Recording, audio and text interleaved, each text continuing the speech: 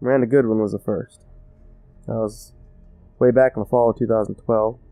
A couple of out-of-towners found her on the morning of November 1st at the Happy Hollow pumpkin patch that used to operate just off Wilcox Road. She was slumped over in a rocking chair, and the decorative scarecrow that usually sat in it, lying face down on the straw-covered asphalt at her feet. In her lap was a pumpkin that had been whittled to her likeness. The thing looked just like her. A thick band of purple and red bruises wrapped around her throat like a necklace. The girl had been strangled. First person to be killed in our town in nearly 50 years. Well, once word got out, the press had a field day with it. They were coming in from all over the state, too, to cover a story. Mysterious Halloween homicides straight out of a Hollywood crime drama. Miranda Goodwin's name was suddenly all over the nightly news. The papers painted Sheriff Hooper and his deputies to look like a bunch of backwater hicks in over their heads. Sheriff didn't give them much in the way of details. The only theory he was willing to float out was a rough estimate of when the girl had been murdered. Said it was probably around 11 p.m. on Halloween night. She had been walking home from a party just off Fayette Street when the killer had most likely attacked her. And that's what he said to the press, anyway. The poor girl's death was all the news talked about for weeks, but by Christmas time, people were starting to forget. Too busy worrying about crossing gifts off wish lists to care about a dead girl from a small town, I reckon. And by summer, the whole incident felt like it was decades old. Press had finally had their fill of us, or so we thought. A couple of reporters came in from the city following Halloween.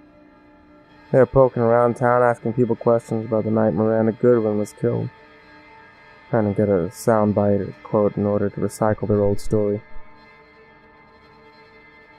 Lazy journalism is what I call it. Ain't none of us took too kindly to it, but we all did our best to ignore them. In the end, we thought if we did, they'd leave us alone. Those journalists got more than they could bargain for, though, because Halloween night, one of them stumbled on a fresh body at the Happy Hollow pumpkin patch. This time I was a teenager from a high school by the name of Danny Russell. I knew him and his parents in church. He was a good boy, bright too. Some college kid from Austin had found him. He had broken into the pumpkin patch to snap some pictures for his blog and saw Danny's corpse propped up against the chain-link fence on the south side of the lot. Pumpkin carved to look just like him was sitting at his feet. I saw the pics that got posted to the web, and I can't say that I'm okay with them being out there for the public to view. His neck had been broken. It looked as if it had been stretched out a good 3 or 4 inches. In the photo, you could see the flies buzzing around inside his mouth. As you can imagine, the media went wild with the story. According to them, we were dealing with a serial killer now. Reporters started coming back in droves, only this time we were getting national news coverage. Someone dubbed the killer Pumpkin Jack on account of his carving jack-o'-lanterns to look like his victims, and his affinity for leaving their corpses in a pumpkin patch.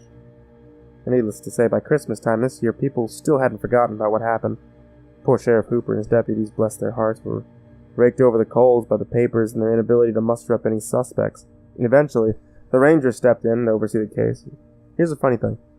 The press were a hell of a lot kinder to him, even though they can't make any headway either. Funny how two-faced the media can be. If a killer's out maneuvering us country folks, it's because we're simple-minded, but the state police can't catch him, and suddenly the fellow's a criminal genius. Since the police had nothing, people around the web started floating little rumors about our little town. Kooks, every one of them. Poor old man Peters, who owned the Happy Hollow pumpkin patch, began getting death threats on his Facebook website. Some of the crazies were sure he was behind the killings, since both victims turned up in his lot. Don't matter if he had a dozen people willing to testify on his behalf that he was nowhere near the pumpkin patch that night. No matter if both the sheriff and the state police told the press they didn't consider him a suspect. When the masses want a scapegoat, by God, they're going to get a scapegoat. Everyone was real sorry when he announced to the town newsletter that he was going to close the pumpkin patch on account of all the loons who had been calling for his head. Lots more rumors were making their way around the web, too. People found out about a pair of Halloween murders that had happened in our town 50 years back. 2 deaths reported in 4 years, and police never apprehended a suspect. Now some armchair internet detectives were speculating that our Pumpkin Jack was a copycat killer. Still, others were saying that Pumpkin Jack weren't no person at all. That there's an old tale about our town that often gets parroted around these parts. Story goes, in the autumn of 1861, a stranger turned up on Wilcox Road and started performing little miracles in front of the townfolk. He was preaching a new religion, too. Non-Christian things, catch my drift. He was even able to convert a sizable group of followers. Strangers called these people his disciples. They were willing to do anything for him. He was their Messiah. And as you can probably guess, it created a hell of a rift in our community. The whole thing culminated on Halloween night when the dissenters were hanged in town square by a lynch mob. The legend has it they left them up there for 4 days. They made them wear jack-o'-lanterns on their heads too, because people can't stand the sight of seeing their own brothers and sisters hanging on the gallows. That's how the story goes anyway. Now, some of those internet conspiracy theorists were saying the stranger's ghost had come back to take his vengeance on the good people of our town. The cops were out in force on Halloween in 2014. Both state police and sheriff's deputies were crawling all over the streets in case Pumpkin Jack decided to strike again. The extra presence didn't matter none, though. Around 10 to midnight, little Billy Castle was found hanging by his neck from a water tower, just like those heretics over a century and a half ago. He was only 12 years old.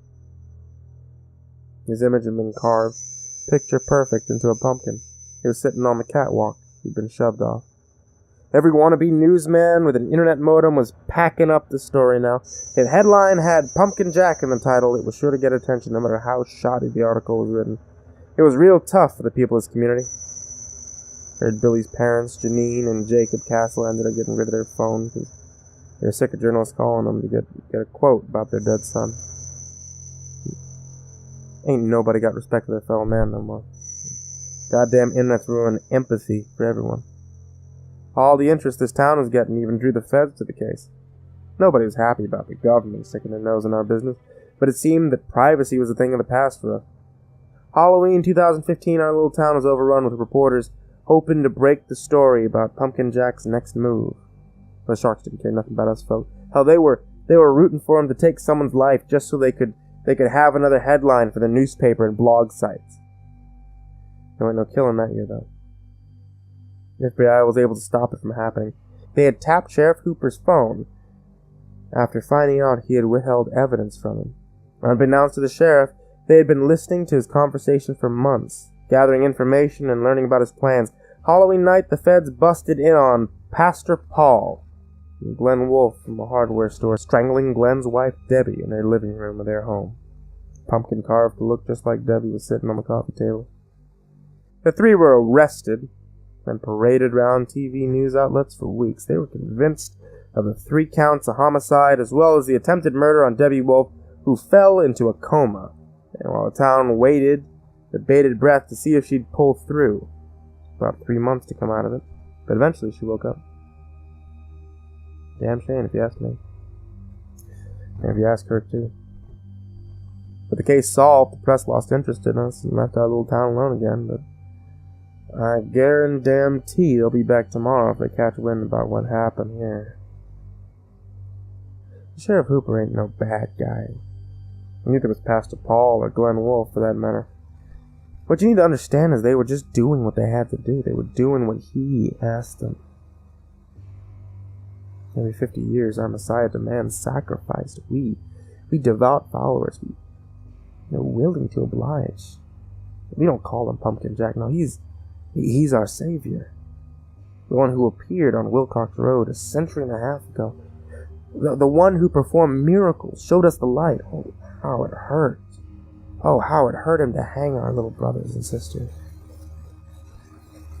Before heretics who refused to call him God.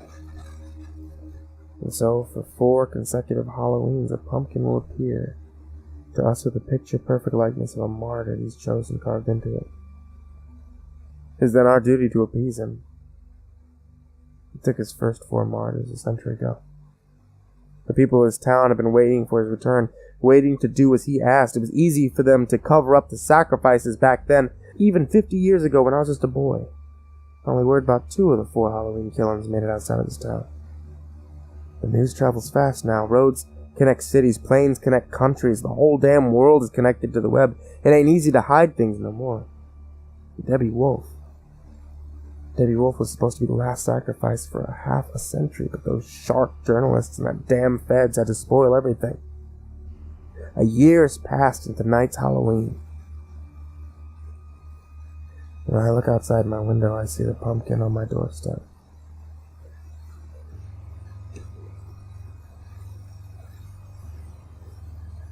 It appeared there just a few hours ago. It looks just like me. And there are 2 pumpkins on the Baker Street steps next door. The Wilcox, there's 4. One for each member of their family. I reckon everyone in town got one. Probably one in the sheriff's jail cell, too.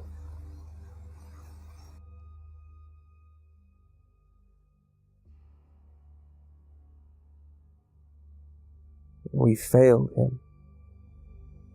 And now, just as the prophecy states, tonight will be our reckoning. And so we wait for him to come to appear before us once more and damn every single one of our souls. We're not worthy of his love. It's Halloween. Will be our last on this earth.